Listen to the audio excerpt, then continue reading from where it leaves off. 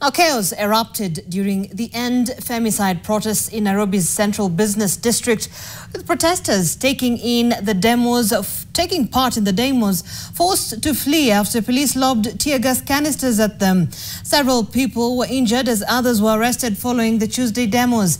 The protests had been organized to raise awareness about the rising incidence of femicide and gender-based violence in Kenya, coinciding with the conclusion of the 16 Days of Activism campaign. Rose Wangoi has more details. Peaceful protesters in Nairobi gathered for the End Femicide March, marking the conclusion of the 16 days of activism against gender-based violence. The demonstration brought together women, human rights activists and allies to raise awareness about the recent surge in femicide cases across the country. The protesters had gathered at Jivanji by 9 a.m. and moved through the city to judiciary headquarters, where they were to make their case against rising cases of GBV. However, despite the peaceful nature of the protest, police responded with tear gas and violent dispersal tactics. And they scampered for safety. Heavily equipped officers, both uniformed and plainclothed, also made multiple arrests in the CBD. We want justice, freedom and equality. Africa must be free. Hatusemi wanaume hawauliwi, hatusemi watoto hawakufi, but kwa hizo places za Kware, all the bodies found were women's, and that's why we are here today, because we don't want women to be killed. It doesn't make sense. That's why we are shouting, stop femicide.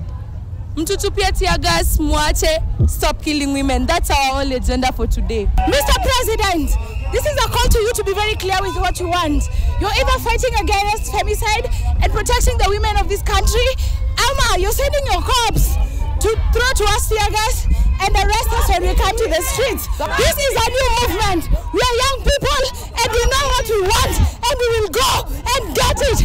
Stop killing women. Most businesses along Windy Bingo Street and Kenyatta Avenue closed as the police engaged the protesters in running battles. The rally gathered pace in the afternoon as dozens of women marched to Parliament. The march was repeatedly dispersed by tear gas, with police officers appeared to be targeting women wearing T-shirts with anti-femicide slogans for arrest. Amnesty International and the Law Society of Kenya released a joint statement condemning the police actions on Tuesday, saying it sent a chilling message to peaceful protesters. The 16 days of activism against gender-based violence runs annually from November 25th to December 10th.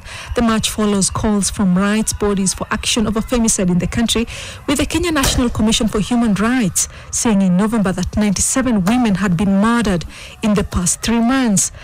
This is the second anti-femicide march this year. The first was held on January 27th in 11 counties across the country. The protest, which was sparked by a series of gruesome murders, was not disrupted by police. Rose Wangoi, NTV.